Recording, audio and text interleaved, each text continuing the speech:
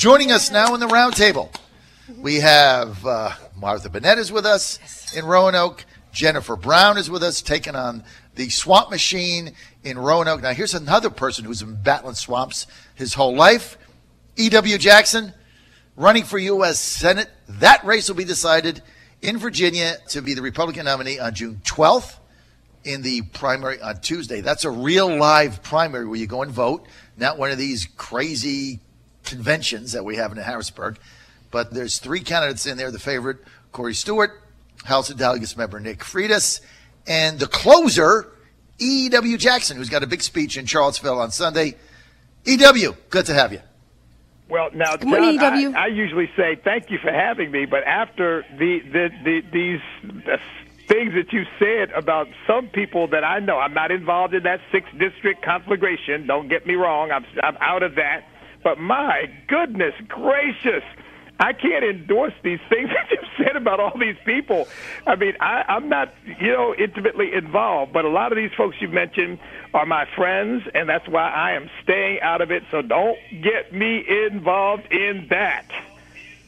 It's swampy, but look, oh my Jennifer's coming in. She's going to drain the swamp. I have a very high opinion of him. I think Scott is a decent man. Look, we have a Republican Party that is divided. We don't all see everything from eye to eye. I think we can battle it out and debate it out as long as it's done in a decent and honorable way. I don't, for example, attack my opponents because we've got to unite after the primary is over and the dust settles. So I trust that whatever happens in the 6th district, the same will be true when the dust settles. Everybody will be unified and they won't be at each other's throats.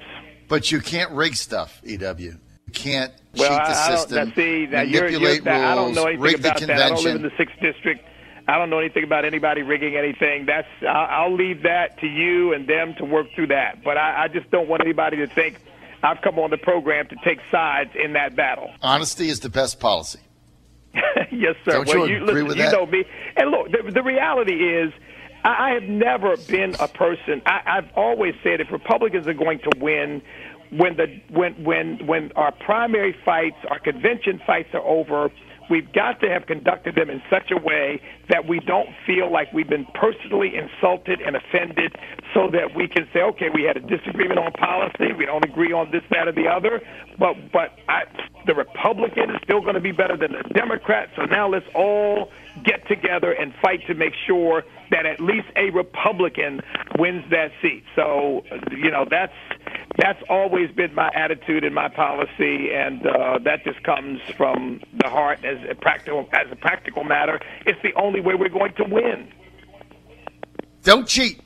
Don't cheat. That's all I'm saying. Have a fair process. I don't like cheaters. Staff, John, we got enough cheaters out there. In our power to win the primary on June 12th, except cheat. That's the one thing we will not do. See, I love that. Don't cheat. EW, not a cheater. Everything's on the table. EW, not a cheater. I like it, right? It's got a good ring to it. EW doesn't cheat, not a cheater. I like it. All right, you got a big speech coming up in Charlottesville. Oh, yeah. Clue us in. Given what's happened, and Martha, hi, how are you? Now, Martha, I feel much better being on the program with you there because I know what a soothing influence you are. So, yes. I'm sure John is calmer because of your presence.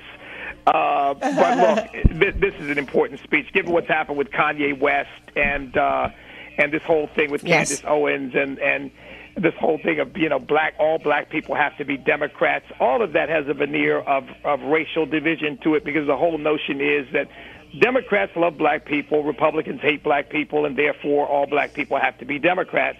Well, first of all, that's a lie. And I'm going to go into our racial history and talk about where we've been, where we are, and a pathway for the future. And I'm going to refer to some of these contemporary events that take place. I mean, for example, when Candace Owens made her comment, why would anybody want to be victims?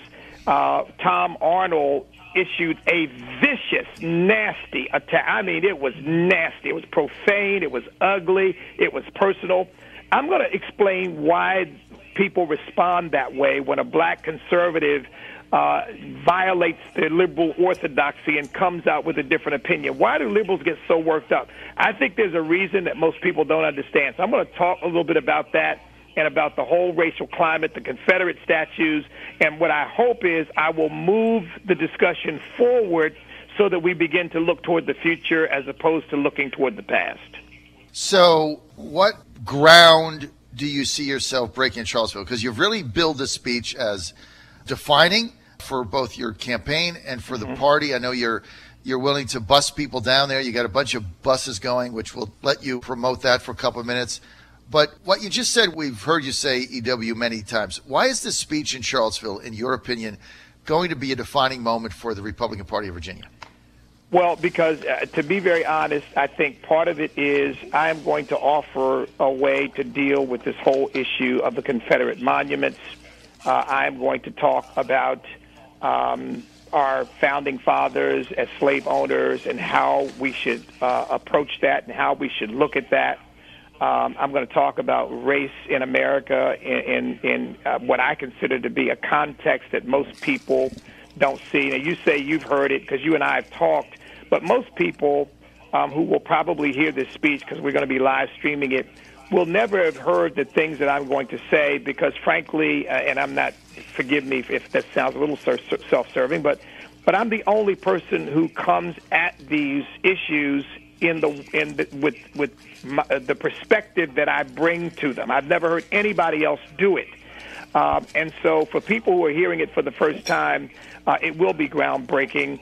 But I'm also going to be speaking, of course, to the black community, and it's groundbreaking for Republican to be focused on talking to the black community in a race, because most of the time politicians run away from that.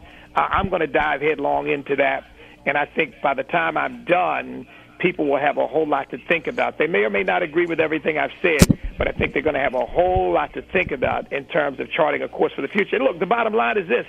Does Martin Luther King, would he be satisfied with the progress we've made? And I'm going to talk about that issue, because if the conclusion is no, then the question is, well, what do we need to do differently? And that's where we're going to go. Okay, so big speech in Charlottesville. If people want to go to that or stream in, where do they go? How do they get involved? They can go, first of all, if they want to sign up to go, and seats are filling up fast, and I'm not exaggerating either. I mean, there's a lot of interest in this. But they can go to our website, ewjackson.com, ewjackson.com. We've also got a texting system. They can text 69,000 and put my name in there, and that will bring them to the website. So they can go at it either way. They go directly to the website, ewjackson.com, or they can take their phone, text 69,000, put my name in the box, Jackson, to 69,000, and it'll bring them right to the website, and they can sign up that way. It's at 6 p.m. on Sunday. It's going to be at the DoubleTree Hotel in Charlottesville, not at the University of Virginia. We decided against that because of some of the stuff that's going on there. So we want to put it in neutral territory, but it will be in Charlottesville. And, of course, everybody knows Charlottesville is where we had that major confrontation last year that made worldwide news, precipitated by this debate over the statues. But I'm going to deal with that, too. Is that what that was really all about? Got to see if EW's high-tech thing on text works. So I just texted, put it in. There it is. Great. Very high. EW Jackson goes high-tech. I'm impressed. Anyway, I got a text back. It says, EW Jackson, welcome. And he says, thank you for joining the movement. Please help to support our mission by donating. There's a link there, paid for Jackson. But I said it. That's pretty neat, Martha. You just text 69,000 and in the top box, and then put Jackson in. Martha? Well, I was going to say, candidates that aren't utilizing the type of technology that's available to us, like E.W. Jackson is right now, they're starting off behind because the technology is there, the ability to touch your constituents, to touch your supporters is there, and to be able to do it instantaneously. And so I applaud you, E.W., for that. So look, E.W., the bottom line is, right now, if nothing changes, Corey Stewart is going to win, right? That's just my view, and that's not me. That's the majority of people I talk to. Corey Stewart is going to be the nominee in 2 months or whatever the date is, 6 weeks, if nothing changes. No, you gotta change something. Wrong. No, look, Corey Stewart's a friend of mine. So is Nick Freitas. They're not. Neither one of them is going to win. I'm going to win the primary. I told you this, and you did tell me. But how are you going to beat Buy Stewart? me a dinner after it's over, and you can do your mea culpas, and you can say, I underestimated you during the LG race. I've done it again. Look, I can tell you the momentum of this campaign is shifting my way in a very dramatic way, and I don't attack my opponents. Because that's just not the way I do it. I don't run that way. I try to tell people who I am and what I want to do. However, it is important to note that I think the longer the race goes on, the more people get a chance to assess who has an opportunity to really defeat Tim Kaine in November, given what happened to Ed Gillespie last year.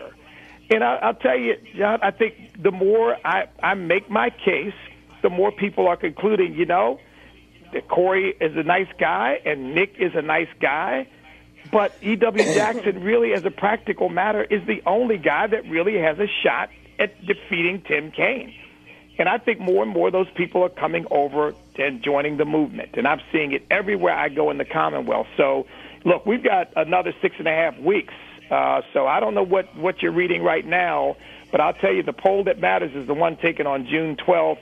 And I'm confident that on June 12th, once again, John, I will shock you because you were shocked when I won the nomination for LG. I will shock you by again defeating Corey Stewart and sending Nick back to the dugout for a little bit more time to develop because I'm sure he's got a great career ahead of him. Well, that's why we have single A, double A, and triple A ball for those of us in EW that played baseball. Mm-hmm. I never made it to the minor leagues, but I did play in college. But let me ask you this. Just give me a couple of definitions of why, and the argument against beating Tim Kaine, Stewart's got his own argument for that. So either way, give me some defining issues. I mean, why should Republicans nominate you instead of Stewart? You're basically aligned on the same issues, and, Stewart almost knocked off Ed Gillespie, so a lot of people telling me, you know what, I'm going to give him a shot.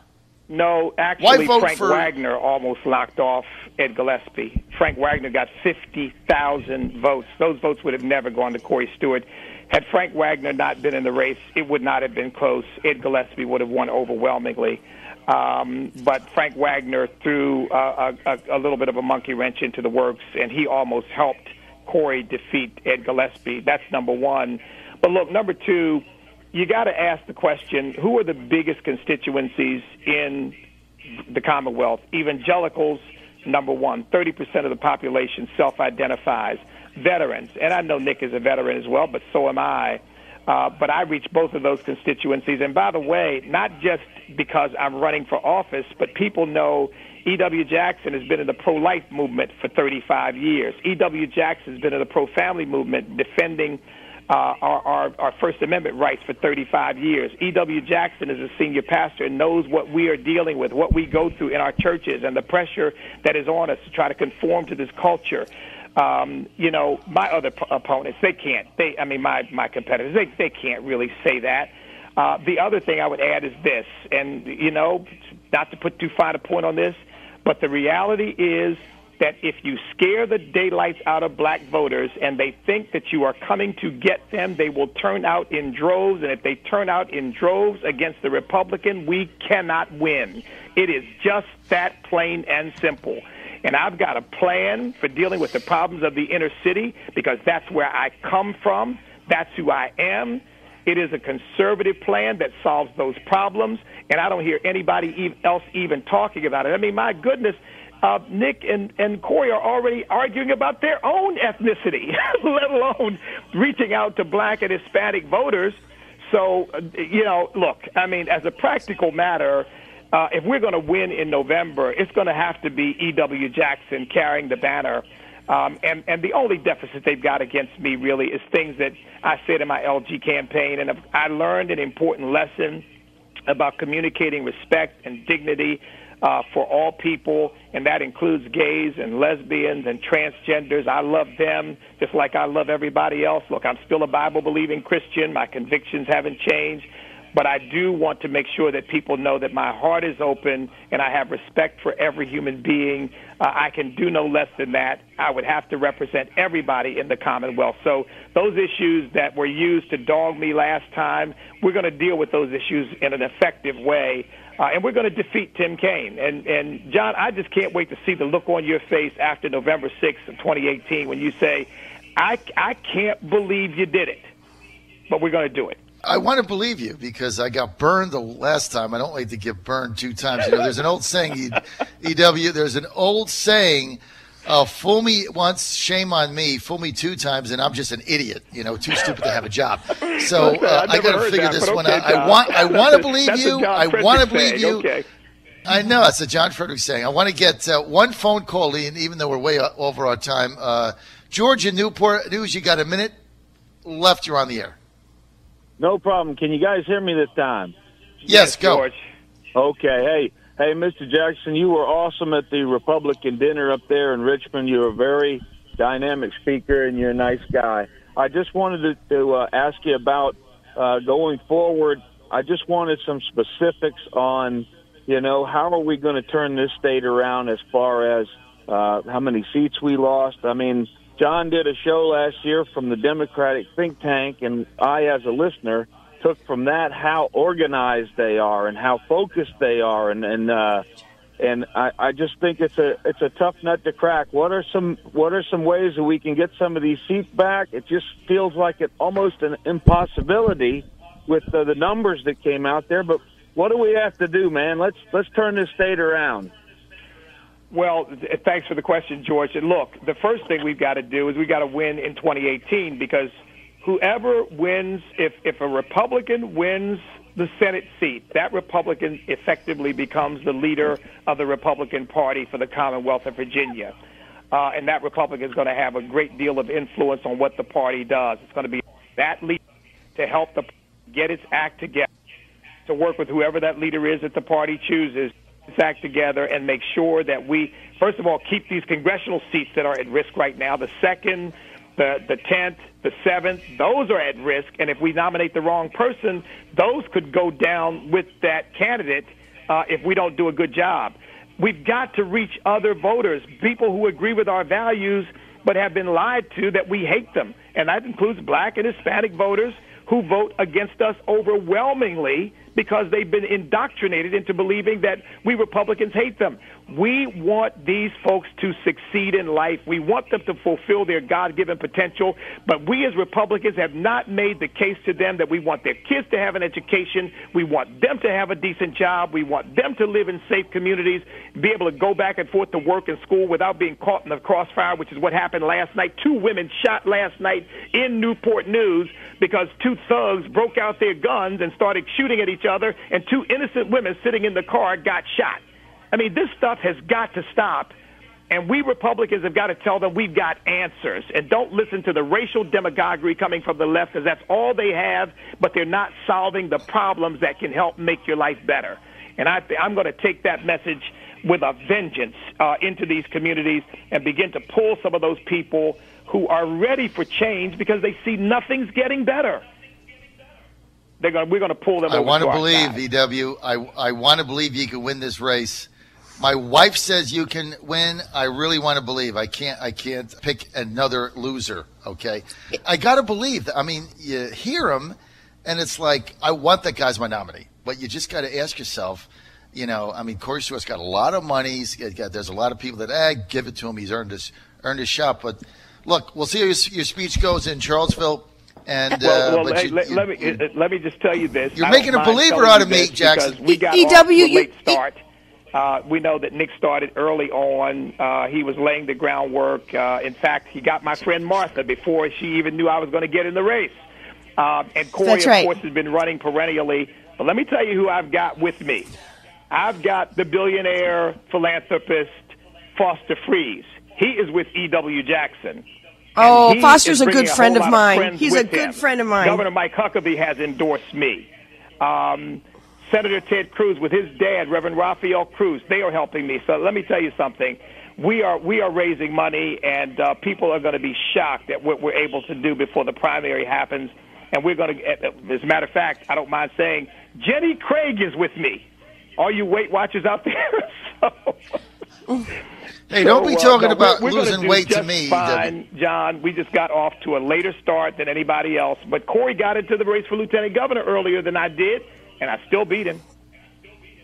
Now, EW, you did. You crushed him like a we gotta go. bug. I'm out of time. I got everybody hollering at me at the studio. I got to go. EW, thank you.